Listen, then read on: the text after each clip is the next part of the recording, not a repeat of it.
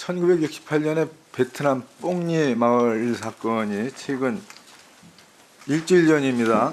서울중앙지방법원에서 이게 뽕리 마을에서 민간인이 피해를 당한 거에 대해서 대한민국의 불법 행위 책임을 인정하고 그리고 손해배상 판결을 했어요. 이게 이제 같은 1968년에 미군에 의해서도 큰 사건이 있었죠. 미라이 마을이라는 곳이 있었죠. 그 사건을 알고 계시죠? 예, 두 번째 말씀하신 그 사건은 제가 잘 모르고 있습니다. 아니 이걸 모르다니요. 미라이 마을이라는 그때 예. 유명한 사건이었죠. 또 군에 복무하신 분이 이걸 모르다고 이해할 수가 없네요.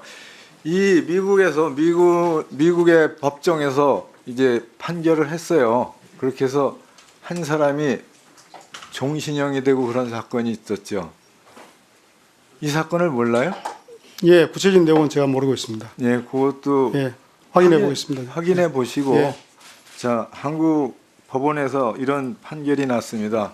이에 대해서 이 사건에 대해서 장관이 어떤 판단이나 어떤 견해가 있는지 좀 말씀해 주시기 바랍니다. 예, 저희 국방부가 확인한 바에 따르면 우리 그 장병들에 의해서 학살된 그런 것은 전혀 없습니다. 없고 지금 이번에 그렇게 판결 난 것에 대해서도 국방부는 거기에 대해서 동의를 하지 못하고 있습니다.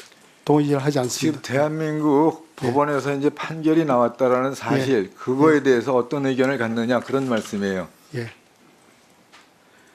그 당시 상황을 보면은 그 당시 상황은 굉장히 복잡했습니다. 복잡했기 때문에 한국군 복장이 있다 하더라도 그것이 아닌 경우가 굉장히 많았고 또 그 당시에 미군이 조사한 걸 보면은 주월 미군 사령관이 결론 내린 것도 한국군에 의한 민간인 학살은 없었다라고 결론을 내린 것으로 저는 알고 있고 저희들도 이 문제에 대해서 재판하는 과정에서 여러 가지 자료를 다 확인을 했고 증인들도 확인하고 했는데 저희들이 확인한 바에 따르면은 민간인 학살은 없었던 것으로 저희들은 보고 있습니다. 그렇기 때문에 추후 어떤 법적 조치에 대해서는 저희들 관련 기관과 협의해서 진행을 해 나갈 생각입니다.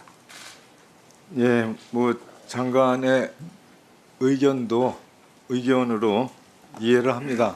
하지만 어떤 전쟁에서나 어떤 경우라도 민간인이 사망하든지 부상자 이런 식의 피해가 있으면 안 돼야 된다라는 것이 인류적인 보편적 진리 아니잖아요.